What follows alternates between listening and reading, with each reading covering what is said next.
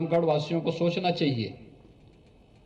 अब तक नहीं योगी तो आदित्यनाथ की मंशा है कि इसी साल आवागमन शुरू हो जाए। इधर राष्ट्रपति के अभिभाषण पर चर्चा का जवाब देते हुए पीएम मोदी ने विस्तार से किसानों के मुद्दे पर चर्चा की। उन्होंने साफ कहा कि एमएसपी था, है और आगे भी रहेगा।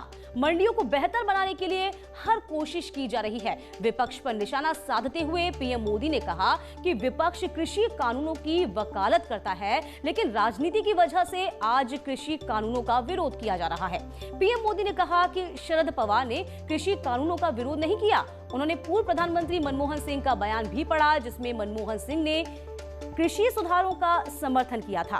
पीएम मोदी ने कहा कि देश में करीब 86% किसान ऐसे हैं जिनके पास 2 हेक्टेयर से कम जमीन है। पहले इन्हें योजनाओं का लाभ नहीं मिलता था, लेकिन हमारी सरकार ने गरीब किसानों के लिए कई योजनाओं की शुरुआत की। फसल बीमा योजना के तहत 90,000 करोड़ रुपए दिए गए। किसान सम्मान निधि योजना लागू की गई। 10 करोड़ परिवार इसका लाभ मिला और 1.15 लाख करोड़ किसानों के खाते में रुपए भी गए।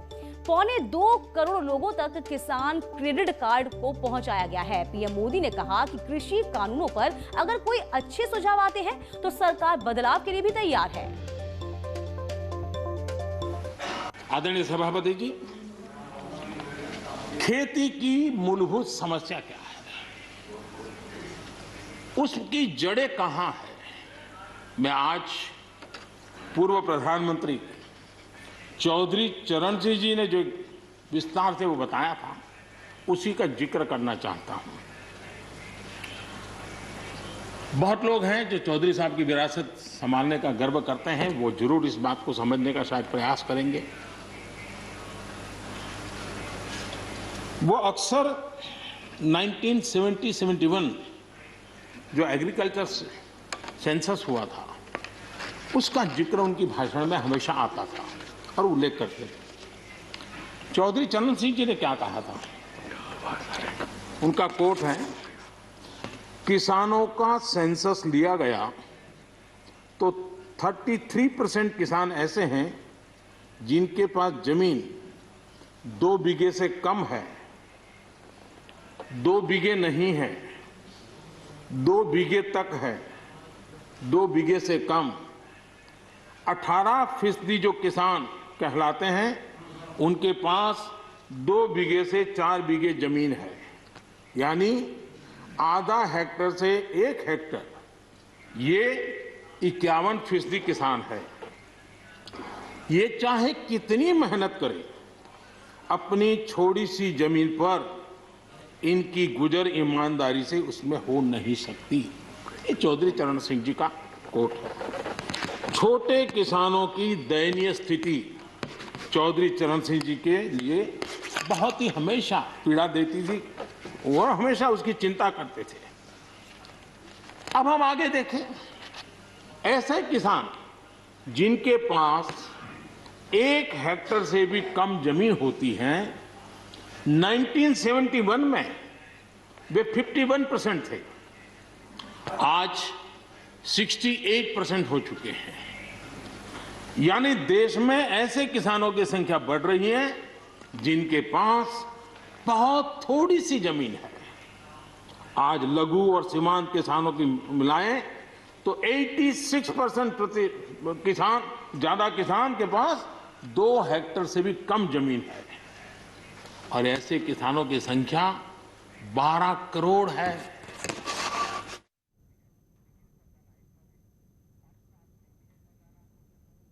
अर्थशास्त्री विजय सरदाना जी हमारे साथ इस वक्त फोन लाइन पर मौजूद हैं। विजय जी, वाकई में जिस तरीके से प्रधानमंत्री ने जो आज बड़ी बातें कही हैं, उन्होंने कहा है कि एमएसपी था, है और आगे भी रहेगा, लेकिन जिस तरीके से इस कानून को लेकर राजनीति की गई है वो कतई ठीक नहीं है। तो आपसे यही जानना चाहेंगे कि किस तरीके से जो कानून है इसे बहुत आसान भाषा में समझा जा सकता है, दर्शकों को समझाइए विजय जी। देखिए, अगर आप 3 कानूनों की बात करते हैं तो 3 कानून किसानों के हक में है जी। पहला कानून किसानों को इस बात की आजादी देता है कि वो जहां चाहे अपना माल बेच सकता है। दूसरा कानून ये कहता है कि अगर किसान किसी व्यापारी या एक्सपोर्टर के साथ मिलके अगर उसको अच्छा रेट मिलता है और वो कॉन्ट्रैक्ट फार्मिंग करना चाहता है तो कर सकता है। और तीसरा कानून ये कहता है कि इस देश में करीब 1 लाख करोड़ की फसलें बर्बाद होती हैं क्योंकि हमारे पास स्टोरेज फैसिलिटी नहीं है।